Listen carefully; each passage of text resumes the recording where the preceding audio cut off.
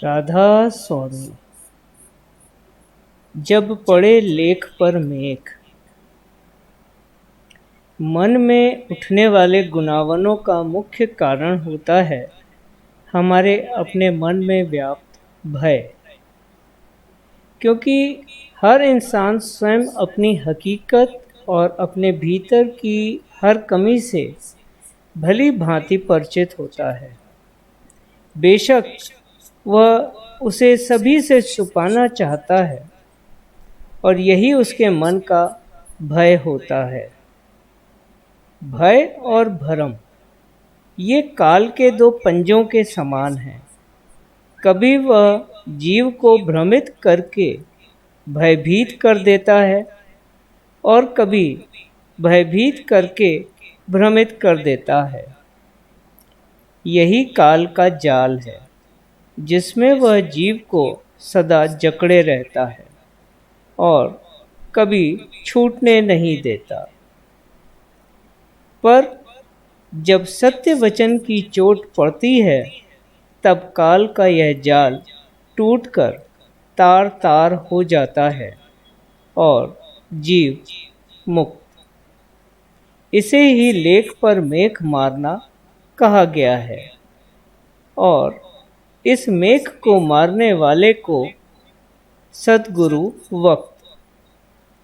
वक्त गुरु के वचनों में ही वह सामर्थ्य है जो काल के जाल को काटकर जीव को उसके पंजों की जकड़ से बचा सकती है और जिसकी पहचान जीव को स्वयं अपने अंतर में भय मुक्त अवस्था व स्थिति के रूप में मिल जाती है। तब कोई भ्रम शेष नहीं रह जाता और ना ही कोई शंका या चिंता ही अपना सर उठा पाती है। मन एक असीम शांति का अनुभव करता है और हर विकार अपने ही मूल में समा जाता है। अज्ञान ही भरम का मूल कारण है। भरमवश ही भय उत्पन्न होता है, पर हर भरम का निवारण भी है।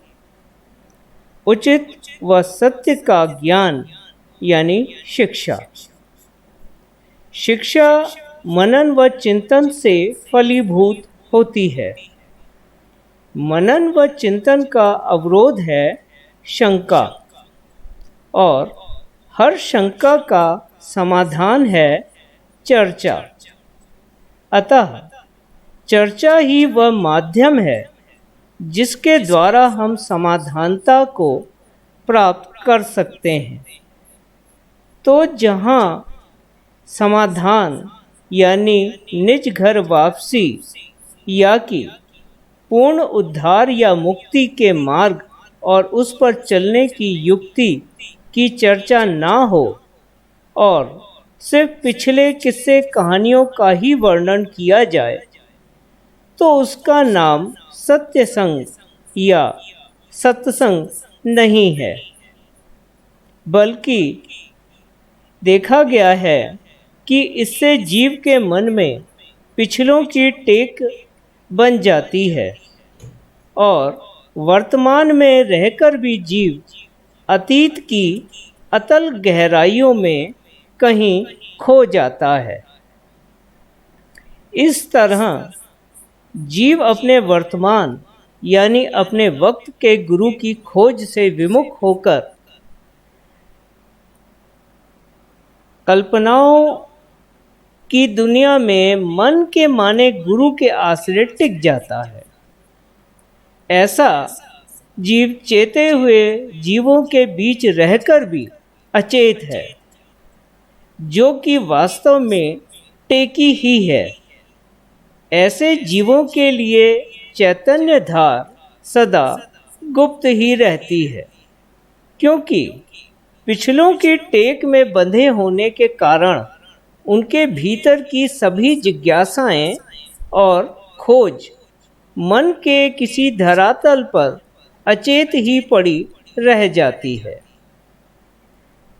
तो अब जब तक कि वचन, चर्चा और उचित परमार्थी शिक्षा के माध्यम से उनके भीतर के सोए हुए चेते को फिर से ना जगाया जाए, वे कभी भी वर्तमान में जागकर अपने वक्त के सद्गुरु वक्त की खोज व समाधानता यानी सच्ची मुक्ति को प्राप्त नहीं कर सकते। इस तरह टेकी जीव भी एक अनजाने भय और भ्रम से सदा ग्रसित ही रहते हैं। अतः समाधानता के खोजी जीवों के लिए इन बातों की गहराई को समझना और उनका ध्यान रखना बेहद ज़रूरी हो जाता है। राधा स्वामी सदा सहाय।